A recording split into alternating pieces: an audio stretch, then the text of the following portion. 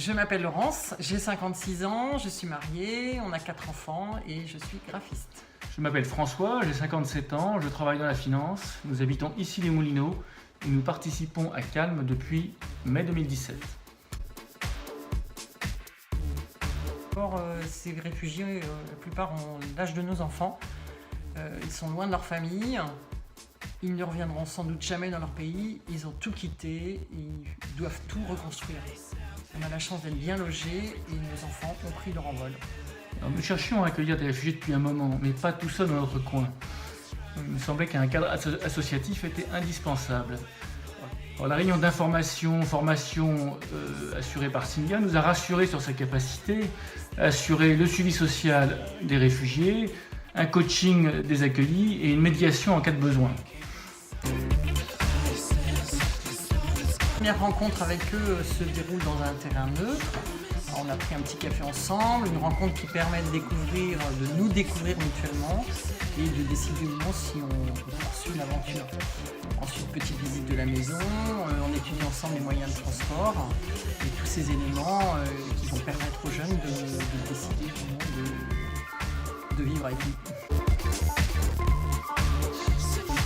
Alors, nous avons d'abord accueilli Abbas pendant 10 mois. Alors, Abbas est un Kurde irakien, il a 29 ans. Alors, il s'est investi à fond dans l'apprentissage du français, avec beaucoup de courage.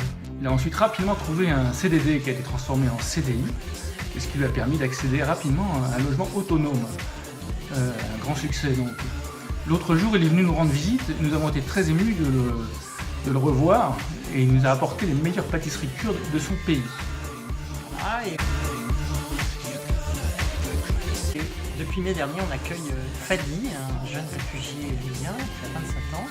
Alors, Fadi est plein d'énergie, il se remet en forme, il perfectionne son français, il s'est déjà constitué un réseau d'amis. Et à son arrivée chez nous, Fadi, au moment de visiter la maison, nous s'arrête et nous demande avec beaucoup d'inquiétude pourquoi on fait ça. Ce n'est pas normal. On était un peu surpris par ce renversement de situation et c'est lui qui posait les questions et on a répondu comme on a pu. Chaque accueil est un saut dans l'inconnu, mais une relation de confiance réciproque s'est établie très vite avec Abbas et puis avec Fadi. Et alors déjà, tout devient rapidement simple et facile. Les échanges sont fraternels.